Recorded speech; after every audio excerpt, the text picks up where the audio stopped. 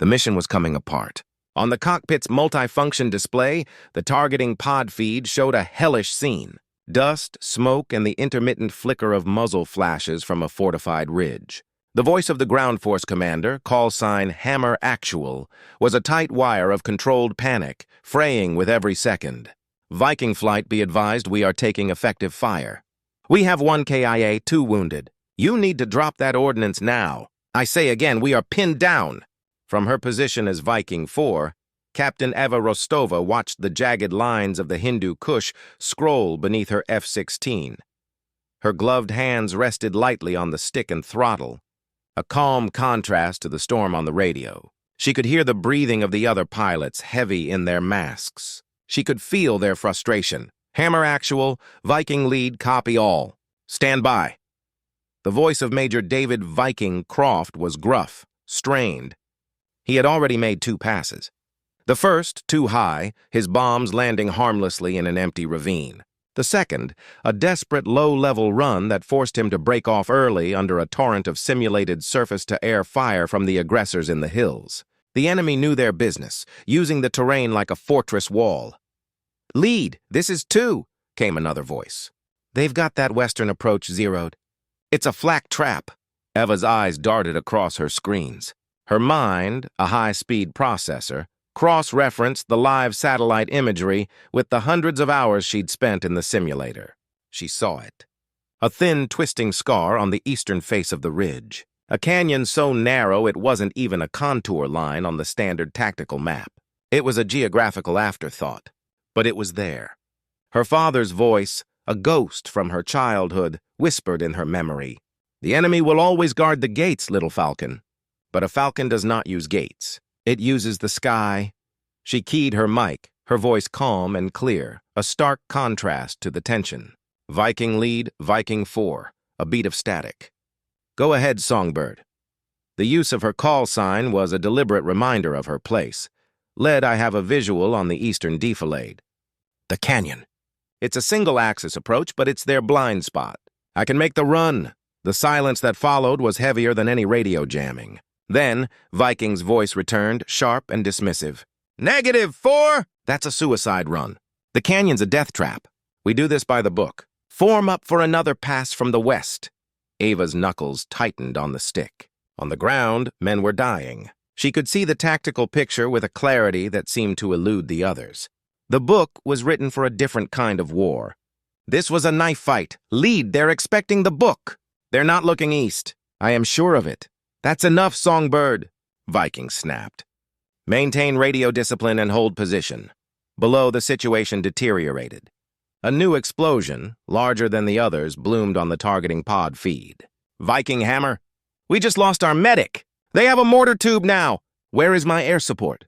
"God damn it, where are you?" The desperation in the soldier's voice was a physical blow. It was the sound of hope running out.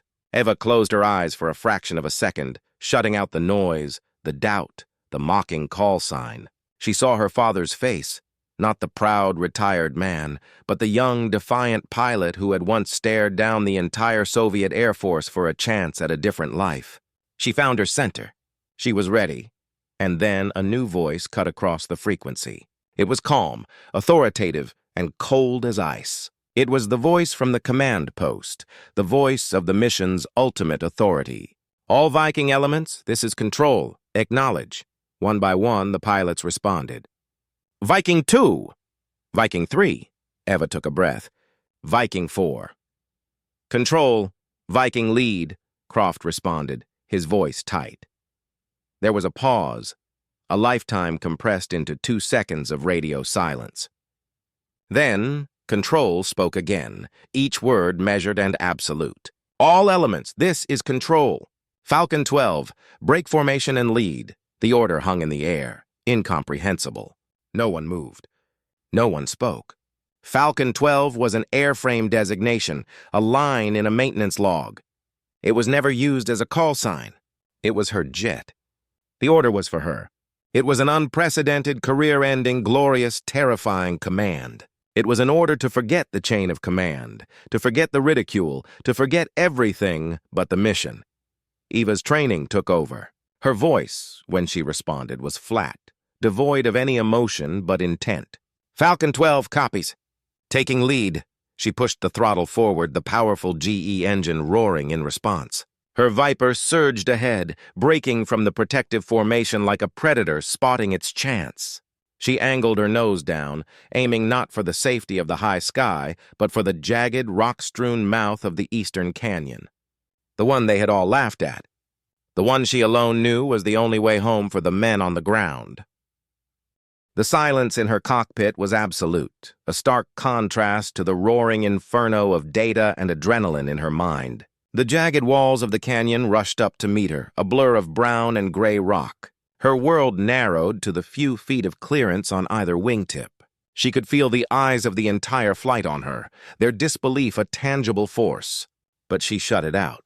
There was only the canyon, the target, and the desperate voices on the ground. Her hands moved with an instinctual grace, tiny, precise adjustments on the stick and throttle. The F-16, an extension of her will, responded perfectly, dancing through the narrow stone passage. The altimeter screamed its warning, but she ignored it, her eyes locked on the heads-up display.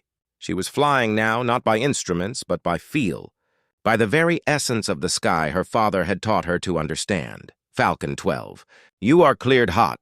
Control's voice was calm in her ear, a lifeline of pure professionalism. She didn't respond. Every ounce of her concentration was focused on the exit of the canyon. The ridge was coming up fast. In her mind, she could see the enemy gunners, confident in their western-facing positions, completely unaware of the storm about to break from the east. The ground fire started. Tracers, lazy and orange at first, then becoming a frantic seeking swarm as the enemy finally spotted her. But it was too late. Her approach was all wrong for their guns. They couldn't depress their barrels enough. The rounds passed harmlessly overhead. She was a ghost in their blind spot, just as she had promised. The targeting pipper settled over the main enemy position. She saw the flash of the mortar tube, the movement of figures. Time seemed to slow. Steady, she whispered to herself, her father's word on her lips. Fox 3. The jet shuddered as the laser-guided bomb dropped away, a sleek dart of death. She pulled back on the stick, her body pressing into the seat from the G-force as her Viper clawed for altitude, escaping the deadly confines of the canyon. A brilliant flash illuminated her cockpit, followed by a secondary explosion that rocked the ridge. For a moment, the radio was silent. Then the voice of Hammer Actual broke through, raw with a mixture of shock and overwhelming relief. Direct hit. Good effect on target. The mortar is gone. They're scattering. A new voice, Viking 2, cut in, his tone completely transformed. Falcon-12, that was incredible. I have eyes on survivors regrouping north, engaging. The sound of his cannon fire chattered over the radio. Eva leveled off, her heart hammering against her ribs. The tactical display showed the enemy positions dissolving into chaos. The flight, now under her unspoken command, worked in perfect harmony, mopping up the remaining resistance. The mission was over. The men on the ground were safe. The flight back to Bagram was conducted in near-total radio silence. The usual post-mission chatter was absent, replaced by a heavy contemplative quiet. Eva guided her jet through the landing sequence with robotic precision, her mind replaying every second of the dive. The wheels touched down with a squeal of rubber and a puff of smoke. As she taxied to her hard stand, she saw them. The entire squadron, it seemed, was on the flight line, not in a formal greeting, but standing near their own aircraft, watching her. She cut the engine, and the world shrank to the whine of the turbines spinning down. She unstrapped, removed her helmet, and pushed back the canopy. The dry, dusty air of Afghanistan hit her face. She climbed down the ladder, her legs feeling strangely weak. As her boots hit the tarmac, she saw Major Croft walking towards her.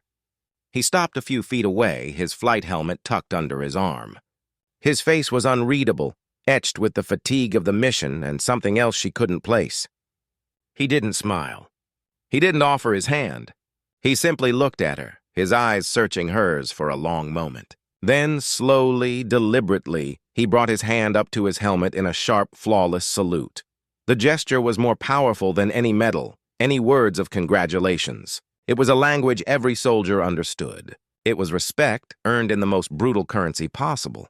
Ava, her own helmet under her arm, straightened her back and returned the salute, her movements just as crisp and formal. He dropped his salute and gave a single, slow nod. Without a word, he turned and walked away. The other pilots, one by one, began to disperse, returning to their post-flight checks. But the atmosphere had shifted. The air of condescension was gone. The invisible wall she had felt since her arrival had vanished. Later, in the quiet of her quarters, she looked again at the faded photograph of her parents.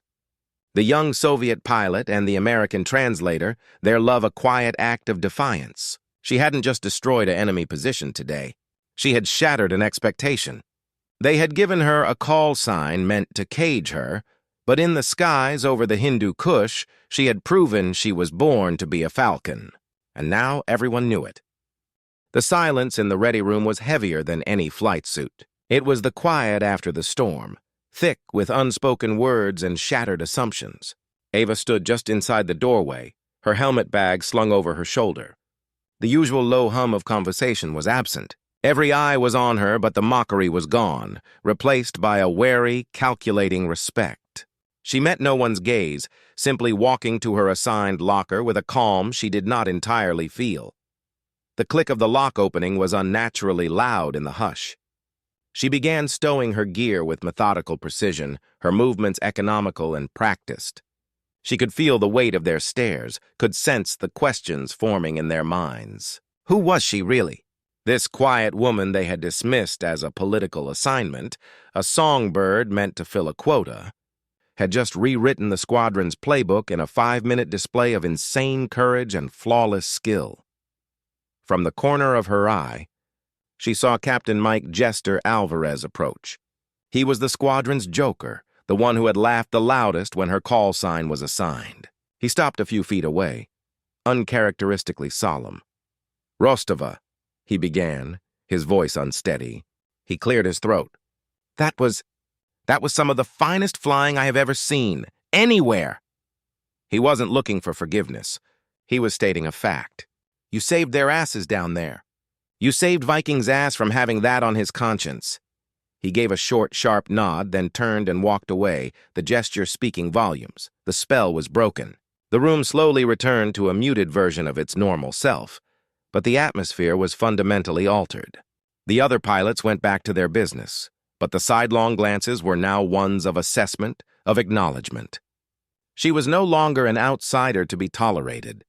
She was a weapon they had underestimated, and now they were recalculating her value. Later, showered and changed, Eva sat on her bunk. The adrenaline had faded, leaving a profound exhaustion in its wake. She picked up the worn photograph from her nightstand.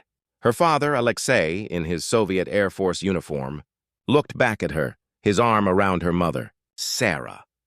The picture was taken in a park in East Berlin, a secret meeting that defied a wall and a world order. Her father had never spoken much about his defection, the dizzying, dangerous flight to the West in his MiG-21. The official story was political asylum, but the truth, the one whispered to her as a child, was simpler and more profound. He had seen her mother, an American translator, across a crowded room, and in that instant, the ideologies of superpowers had crumbled into irrelevance. He had risked everything for love. He had taught her to fly in old crop dusters over the Kansas plains, his accent thick as he explained the physics of the air. "The sky, malenki sokol," he would say. "It does not care if you are a man or a woman. It does not care about your politics. It only respects skill. It only answers to courage." He had given her his legacy, not of a nation, but of the clouds. He had given her the heart of a falcon, and she had carried it to a war he could never have imagined. A soft knock came at her door. She expected it to be the squadron commander, perhaps even Viking for the confrontation she had been steeling herself for. But when she opened the door, it was the young crew chief who maintained her jet. Airman First Class Davis. His face was flushed with a kind of reverent excitement. "Captain Rostova," he said, holding out a small, grease-stained piece of metal. It was a panel clip from an F-16. I took this from your bird after the post-flight, from the right-side avionics bay. It was a little loose after the high G maneuver. I replaced it. She took the proffered piece, confused. Thank you, Airman. He shuffled his feet. It's just... We all listened to the mission feeds, the maintenance crew. We heard it. What you did? He looked up, his eyes earnest. We're painting it. On the intake, a small one, just a Falcon. If that's okay with you, ma'am. Eva looked at the young airman, at the unvarnished admiration in his face. This was a different kind of recognition, one from the ground crew, the men and women who knew the machines better than anyone. They were giving her a new call sign, not from the top down, but from the bottom up. It was real. It was earned. She felt a thickness in her throat. That's fine, Airman. Thank you. He beamed, snapped a quick, sharp salute, and hurried away. Eva closed the door, leaning against it. She looked down at the small, insignificant piece of metal in her hand. It was just a clip, but it felt heavier than any metal ever could. It was a piece of her aircraft, the one that had carried her through the canyon. It was a tangible piece of the day she had stopped being a joke and had become, simply, a pilot. The morning sun cast long shadows across the flight line, painting the gray tarmac in stripes of gold and charcoal. The air was already warm, humming with the pre-flight rituals of a new day. Captain Eva Rostova walked towards her F-16, her steps steady and sure. And then she saw it. Just below the canopy, on the intake, a fresh, vibrant piece of art had been added overnight. A falcon, its wings swept back in a dive, talons extended, eyes sharp and focused. It was small, but it was unmistakable. Her breath caught for a moment. The ground crew had been true to their word. Airman Davis stood by the ladder, a wide grin splitting his grimy face. "Morning, Captain. Bird's all ready for you. Checks out perfect." She stopped and looked at the new emblem, then at the young airman. "It's perfect, Davis. Thank you." The words felt inadequate for the solidarity they represented. As she began her pre-flight walk-around, she was aware of the other pilots doing the same. No one came over to comment. No one pointed. But she felt their attention. It was no longer the suspicious scrutiny of the outsider, but the professional assessment of a peer. When she reached her cockpit, she found a small, folded piece of paper tucked next to the seat. She opened it. It was a hand-drawn, crude but effective sketch of the Hindu Kush Mountains. A dotted line snaked through a narrow canyon and ended at a ridge with an X marked on it. At the bottom, in block letters, it read, "Nice flying. Falcon, Jester." She allowed herself a small, private smile, tucking the note into a pocket over her heart. The mission brief for the day was different. She was no longer Viking 4, tucked at the end of the formation. She was Falcon-12, flying directly on Major Croft's wing. He acknowledged her with a curt nod as she entered the briefing room, his demeanor all business, but the open hostility was gone. The intelligence officer began detailing a high-value target convoy moving through a narrow valley. The plan was a standard two-ship intercept fast and low. "Falcon-2, Croft said, turning to her during the tactical portion. "You have recent experience with low-level navigation in complex terrain. I want you to plot the primary and secondary ingress routes. Your input. It wasn't an apology. It was better. It was an integration. It was trust, earned in the only currency that mattered here." Eva stood and moved to the map, her voice clear and confident as she outlined her proposed flight paths, pointing out potential ambush sites and escape routes. The room listened. Hours later, they were in the air. The flight was smooth, the execution flawless. They found the convoy, simulated a strike run, and egressed without a hitch. It was a routine success, the kind that filled logbooks but didn't make stories. But for Eva, it was profound. Flying as Falcon-2, a trusted wingman, was a victory as significant as her solo dive through the canyon. That evening, she found a small, wrapped package on her cot. There was no note. Inside was a book, its cover worn and its pages soft with age. It was a treatise on advanced aerial combat tactics written in Russian, her father's language. She opened the front cover. There, inscribed in faded ink, was a name she recognized from squadron lore: Colonel James Paladin Croft, David Croft's father, a legendary pilot from the Cold War. He must have acquired it during some long-ago encounter. This wasn't from the squadron. This was from Viking himself. It was more than a gift. It was an heirloom. It was a passing of the torch. She sat on her bed, the weight of the old book heavy in her hands. She thought of her father, the Soviet pilot, and of Viking's father, the American ace. Two men who had once stared at each other across the Iron Curtain, their ideologies set on a collision course. And now, a generation later, their legacy lived in this room, in her hands. The sky, as her father said, did not care about politics. It only respected skill. She had proven her skill. She had earned her place. The laughter was a distant memory, replaced by the quiet respect of warriors and the silent, enduring language of a shared sky. She was no longer the woman with the funny call sign. She was Falcon, and she was home. The book was a ghost, a tangible piece of a past she had only heard about in whispers. The leather cover was soft against her fingertips. The Cyrillic text faded but legible. She traced the name inscribed inside, Cole James Paladin Croft. Her mind raced, connecting the fragments. Viking's father, a Cold War warrior. How had he come to possess a Soviet tactical manual? And why had his son, the man who had so vehemently dismissed her, now given it to her? It was not a gift. It was a confession. An acknowledgement that her worth, her knowledge, came from a legacy as valid and as hard-won as his own. She spent the night immersed in its pages. It was not just a dry manual. Notes were scribbled in the margins in both English and Russian, a silent dialogue between two opposing pilots. She saw her father's teachings reflected in the dense text, the same emphasis on instinct, on using terrain as a weapon, on the element of surprise over brute force. The book was a bridge, spanning decades and ideologies, and it had been placed in her hands. The next morning, the squadron was called to an urgent briefing. The mood was grim. A joint U.S.-Afghan patrol had been ambushed in a steep-sided valley and was trapped, taking heavy casualties. The area was a known sanctuary, a labyrinth of caves and ridges notorious for surface-to-air threats. The initial rescue package had been forced to turn back by a wall of anti-aircraft fire. The squadron commander, Colonel Harding, stood before them, his face etched with fatigue. "This is a no-fail mission," he said, his voice low and serious. "We are going back in, but we're not going in the same way." He turned to the tactical display. "The enemy expects us from the west, from the south. They've built their defenses there." He then looked directly at Ava. "Captain Rostova, you've demonstrated an unconventional understanding of this terrain. The floor is yours."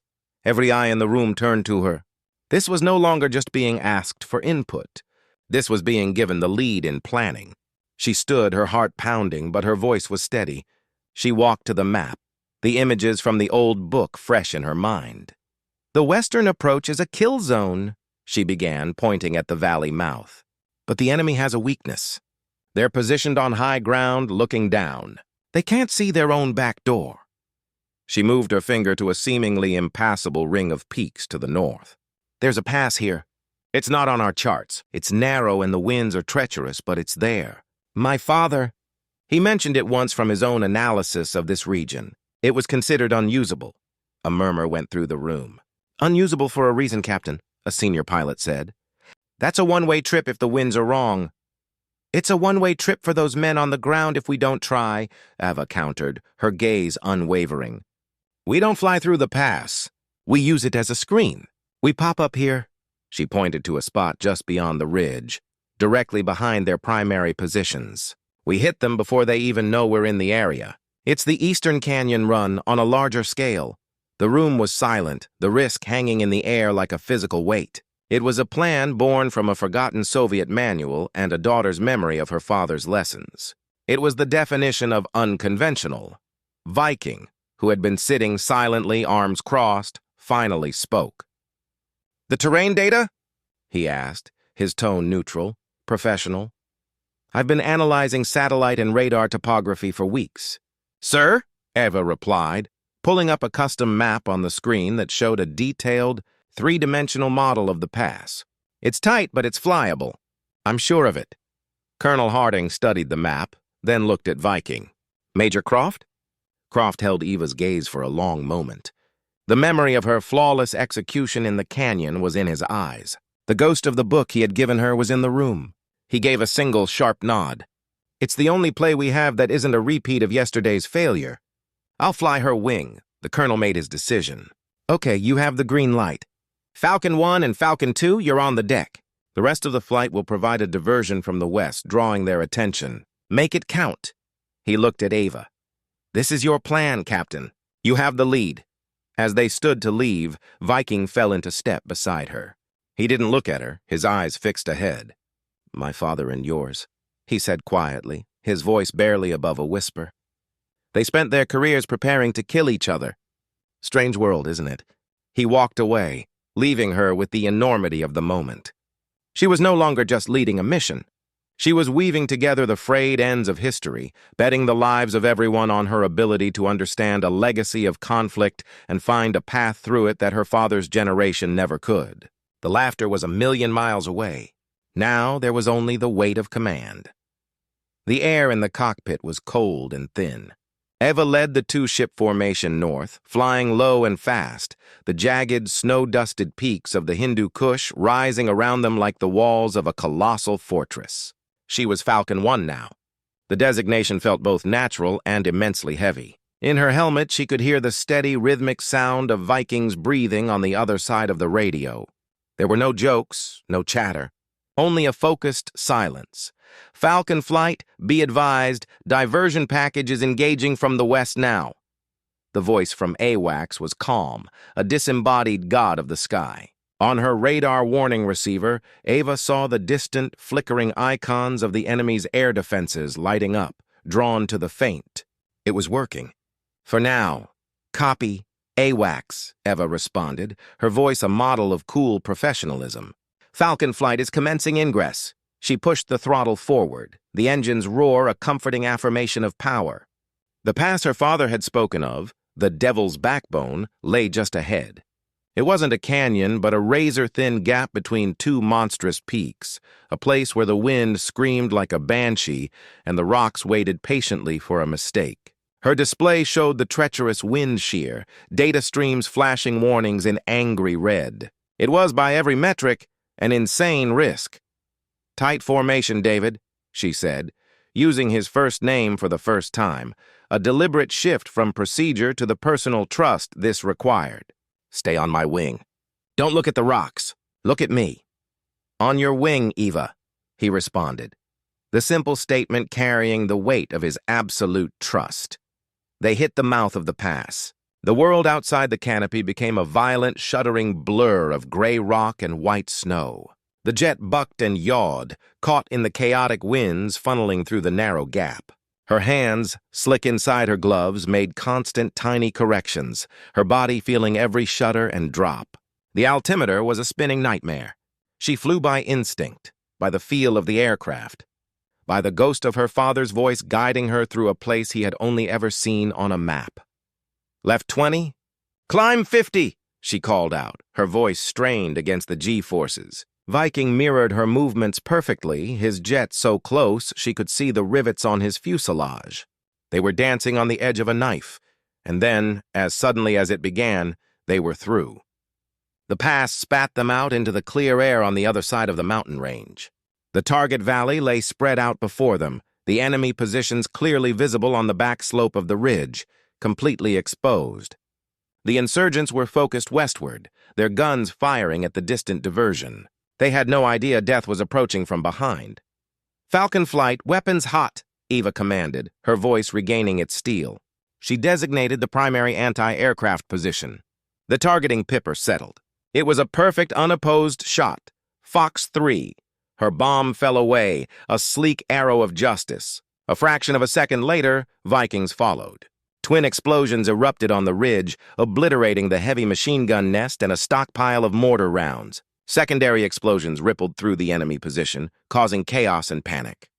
"Good hits! Good hits!" The voice of the trap patrol commander screamed over the radio, his relief of physical force. "They're breaking! They're running!" Eva and Viking made 2 more passes, strafing the fleeing insurgents with their cannons, clearing a path for the rescue helicopters that were now inbound. The mission was a complete, stunning success. They had done the impossible. As they climbed to a safe altitude for the return flight, the radio, which had been a channel of terse commands, fell silent. Ava took a deep, shuddering breath, the adrenaline finally receding, leaving her trembling and exhausted. She had done it. She had validated her father's knowledge, Viking's trust, and her own call sign. Then, Viking's voice came over the radio, not the formal Falcon one, but quiet, filled with a raw, unvarnished respect. "Lead," he said, the single word conveying everything. An apology, an acknowledgement, a pledge. That was the devil's own flying. Eva looked out her canopy at his F-16, flying steadily off her wing. The Falcon painted on her intake seemed to stare back at her, its dive no longer just an image, but a promise kept. She had not just led a mission. She had forged a new legend from the ashes of an old rivalry, and in the silent, vast expanse of the Afghan sky, she had finally, truly come home. The roar of the engines faded into a profound, ringing silence as Eva guided her F-16 onto the final approach. The lights of the runway stretched out before her, a welcoming path back to the world. But her mind was still back in the mountains, in the deafening roar of the pass and the shocking silence that followed the destruction of the enemy position. She could still feel the ghost of the G-forces pressing against her body. The landing was smooth, almost gentle, a stark contrast to the violence they had just delivered. As she taxied towards the hard stand, she saw the crowd. It wasn't just the usual maintenance crew. It seemed like the entire base had turned out. Pilots, ground personnel, even cooks in their white uniforms, were lined up along the tarmac, their faces turned towards the returning jets. There were no cheers, no wild celebrations. This was something different, something deeper. It was a silent, solemn tribute. She cut the engine and the world shrank to the whine of the turbines spinning down. For a long moment she just sat there in the sudden quiet, her hands resting on the controls, her head bowed. The weight of it all settled on her shoulders. The lives saved, the enemy destroyed, the incredible risk that had paid off. She took a deep, shaky breath, the scent of jet fuel and ozone filling her lungs.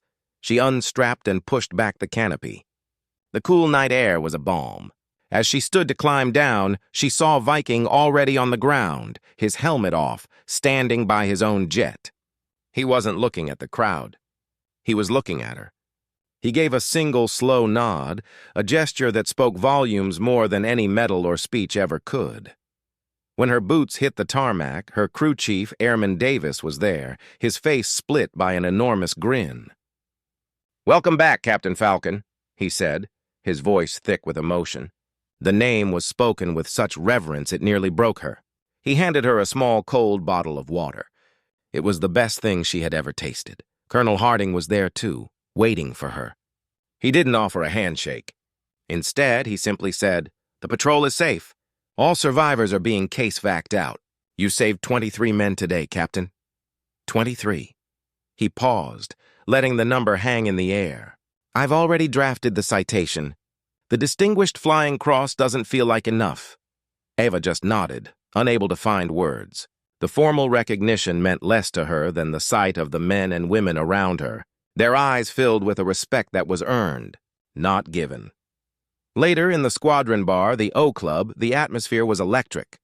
The usual raucous noise was tempered with a kind of awe. As Ava entered, a hush fell over the room. Then, one by one, every pilot, every officer stood. They didn't applaud. They simply stood in silence, their glasses raised in a silent toast. It was a warrior's tribute, more powerful than any standing ovation. Jester approached her, holding out a glass. "It's not champagne," he said, "but it's wet." He clinked his glass against hers. "I owe you an apology, Eva. We all do. We saw the uniform, we heard the accent, and we made a stupid assumption. We were wrong." He swallowed hard. "You're one of the best pilots I've ever seen." The floodgates opened then. Other pilots came up to her offering their hands, their congratulations, their thanks. The wall was gone, completely and utterly demolished. She was no longer Rostova, the oddity. She was Falcon, a member of the tribe. She found a quiet corner and sat, the glass of warm soda in her hand. She looked around the room, at the faces of these men and women who had once been her skeptics and were now her brothers and sisters in arms. She thought of her father, the Soviet pilot, and of the long, strange road that had led her here. He had crossed a wall for love. She had crossed a canyon for duty. And in doing so, she had found a family she never knew she was searching for. The laughter was a distant, meaningless echo. Here, in this noisy, crowded room, surrounded by the quiet respect of warriors, she had finally arrived. The desert sun was a brilliant, unforgiving orb, bleaching the color from the sky and baking the tarmac. The entire wing was assembled in crisp formation, their dress uniforms a stark contrast to the dusty flight line. A podium stood at the front, the American flag snapping smartly in the hot, dry wind. General Thompson, the commander of the Air Expeditionary Wing, stood before them, his voice amplified across the parade ground. He spoke of courage, of sacrifice, of going above and beyond the call of duty. But Eva heard only the thrum of her own heart. "Captain Eva Rostova," the general's voice boomed, "your actions in the Hindu Kush exemplify the highest traditions of military service. With complete disregard for your own safety, you devised and executed a tactical maneuver that neutralized a significant enemy threat and saved the lives of 23 American and Allied soldiers." He paused, his eyes scanning the crowd until they found her. "For your extraordinary heroism and aerial prowess, I am proud to present you with the Distinguished Flying Cross." A ripple of applause went through the formation, but it was respectful, knowing. Eva stepped forward, her back straight, her salute sharp and perfect. The general pinned the medal to her chest, the weight of it surprisingly heavy. He shook her hand, his grip firm. "Outstanding flying, Captain. Truly outstanding." He leaned in slightly, his voice dropping for only her to hear. "Your father would be incredibly proud." The words struck a deep, resonant chord within her. She returned to her place, the medal a cold, hard star against her heart. The ceremony continued, but she was lost in the moment. The formal recognition a surreal capstone to her journey from mockery to acceptance. Later, as the formation was dismissed, the pilots broke ranks and surrounded her, offering handshakes and backslaps. It was Viking who approached last. He didn't offer congratulations. Instead, he held out a small, flat box. "This belongs to you," he said simply. She opened it. Inside, nestled on a bed of dark velvet, was a silver challenge coin. On one side was the squadron's emblem. On the other, a falcon in flight, and beneath it a single word, Falcon.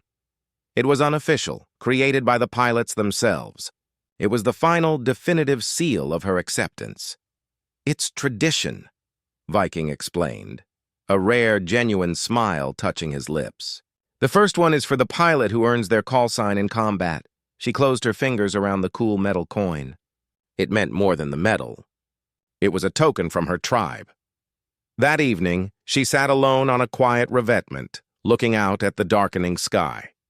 The distant mountains were purple shadows, the same mountains that had once been a deadly challenge and were now a part of her story. She held the coin in one hand and her father's old photograph in the other. The two legacies, once so conflicting, now felt perfectly aligned in her palm. She heard footsteps on the gravel behind her. It was Viking. He sat down beside her, not speaking for a long time, both of them watching the first stars appear. "Thank you," she said quietly.